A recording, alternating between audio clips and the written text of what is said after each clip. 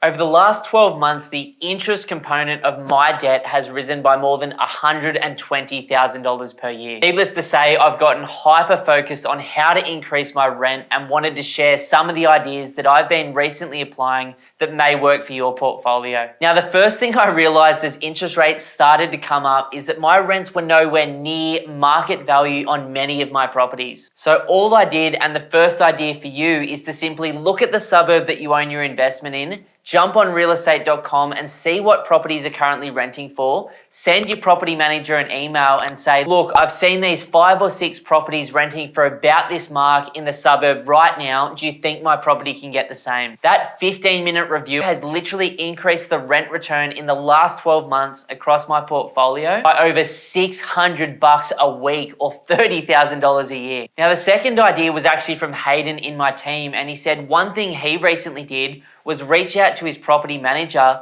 and get them to ask the tenant if there was anything at the property that they would be happy for him to install or do so that he could increase his rent return. They came back with an email saying that if he was prepared to put in an air conditioning unit, that they would increase the rent by $30 per week. Now, other simple ideas that Hayden and I had were things like flooring, a paint job, blinds. It could be a garden shed or a carport. You could also look at things like lockable accommodation for things like tools, caravans, second cars, boats, and all that sort of stuff that people have accumulated in the last 10 years in Oz. The third idea I've never really thought about before, but it's actually being pet friendly in terms of your accommodation. So apparently around about 70% of Australians now have a pet, whether that's a cat, a dog, or a bird. And apparently only 20% of investors will actually create that pet-friendly accommodation. Now, obviously, wear and tear on the property is the risk and my fear when allowing people to have pets at my property. So I've got my solicitor and my property manager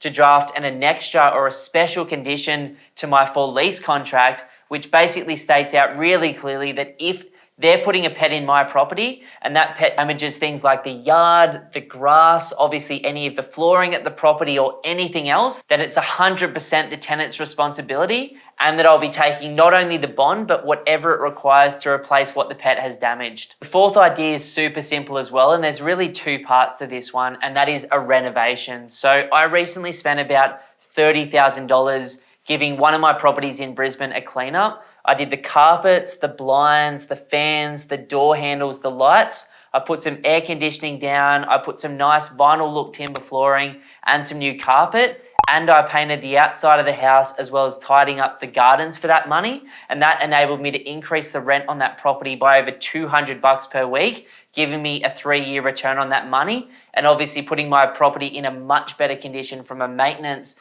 and a longevity perspective, but it also attracted a much higher quality tenant with a much better average household income to protect my downside risk as well. The second type of renovation is that much more structural renovation where you do things like kitchens, bathrooms, but even more importantly, to increase the rent return, things like car accommodation, sheds, or actually adding bedrooms and bathrooms to the property. And I've found that even though that's the most expensive, that is often where you get the highest returns in terms of capital growth or manufacturing equity, as well as the strongest jumps in rent returns as well. The fifth and final idea is something that I actually tried during COVID. I was moving from one of my houses into a new home and I had too much furniture. So I actually furnished my 2-bedroom granny flat up here in Mooloolaba on the Sunshine Coast. If I had have sold that furniture, I would have got about $2,000 for it on Facebook Marketplace. By putting it into my property, I was actually able to increase the weekly return by $150 per week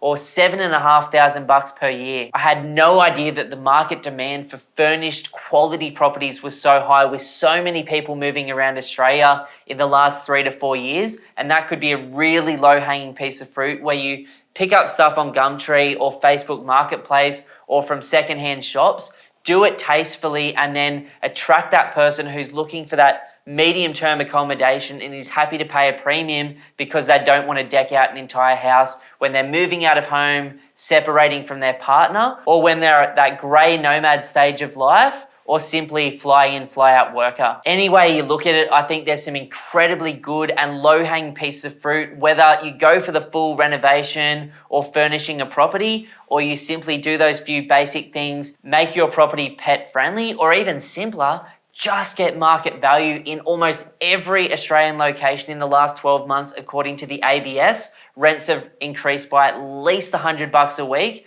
And according to CoreLogic, they're going to go up at least another 10% in the next 12 months. So make sure you're moving forward, you're protecting your downside, and you're creating a bit of a hedge against both inflation as well as interest rates rising at the moment. Now, for those of you who haven't already done so, please subscribe to the channel, please give us a thumbs up, and please feel free to share this with anybody you like, investors or mums and dads out there, or your friends looking to get into the property market in the next 12 months.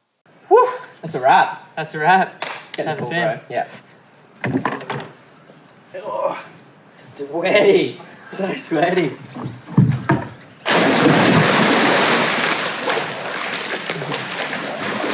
Oh, that's good. Look at that. So nice, eh? Oh.